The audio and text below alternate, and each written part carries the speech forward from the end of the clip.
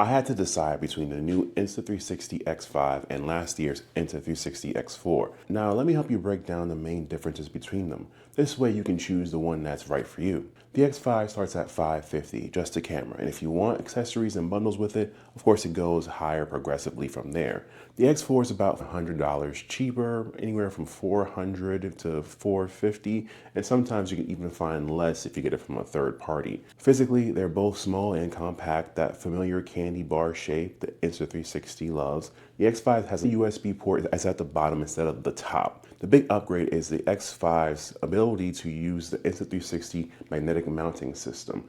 Just snap it onto other accessories super quick, no screwing around. Both also have the ability for you to screw mount it. Video-wise, both shoot 8K at 130 frames per second, which sounds great, but the X5 has a clear edge. It can do 5.7K at 60 frames per second with active high dynamic range, meaning smoother, brighter footage. Also, the X5 has a bigger sensor, 1 and 128 inches, which means it captures more detail for cleaner footage and of course brighter and darker areas.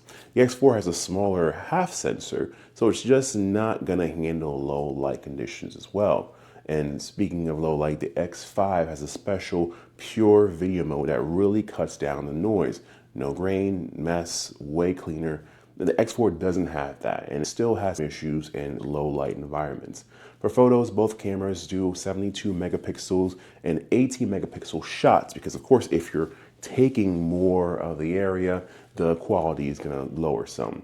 But the X5 has something called Pure Shot HDR, better range from dark to light and colors, just more details popping, especially in tricky lighting. Both have amazing flow state stabilization, plus all the usual cool features like bullet times, time lapse, star lapse.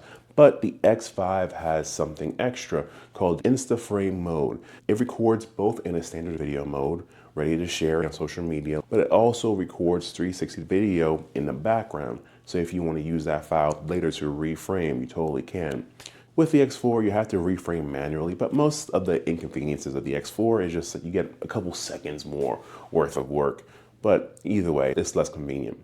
Audio quality is massively better on the X5. 4 mics with a physical wind guard means cleaner and clearer audio, especially outdoors. Plus, voice priority mode to boost your vocals. The X4 only has 2 microphones, relying on software to reduce the wind noise. Both support external microphones with an adapter, so most of you are going to probably use it like that anyways.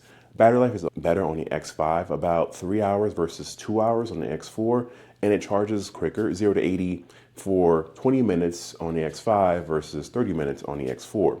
Battery packs aren't interchangeable, sadly, so it's slightly bigger on the X5. Durability is also a huge difference. X5 lenses are user replaceable for just $30. If you scratch them, just get a new one. The X4 does not have that, so you have to send it back to Insta360. Both are somewhat water resistant, waterproof, with the X5 getting a slight upgrade at 15 meters or 49 feet, and the X4 is 10 meters or 33 feet on the X4. Waterproofing has also improved, 15 meters or 49 feet on the X5 versus 10 meters or 33 feet on the X4. Both have gesture controls, with the X5 adding a cool little twist feature where you twist the stick to start and twist it to stop. It also has a faster chip, but it's one of those things you might not notice within real life everyday use.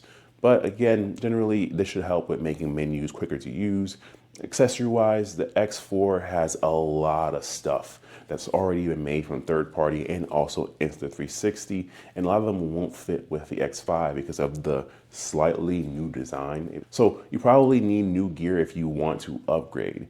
But bottom line, the X4 is great if you're on a tighter budget or mostly shooting outdoors in daylight. The X5 itself has some upgrades that I actually favor, and that's why I went with that instead. That basically helps improve the everyday experience. It offers better audio and low light performance. You can also use replaceable lenses and mount it easily, and I am a klutz. I bang my Apple Watch into the wall every single day.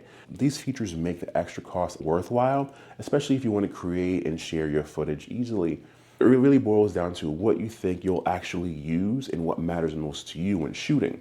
because a lot of the upgrades for the X5 are just getting rid of some of the inconveniences of the X4. And if those aren't a big problem for you, just save your money and get the X4. Or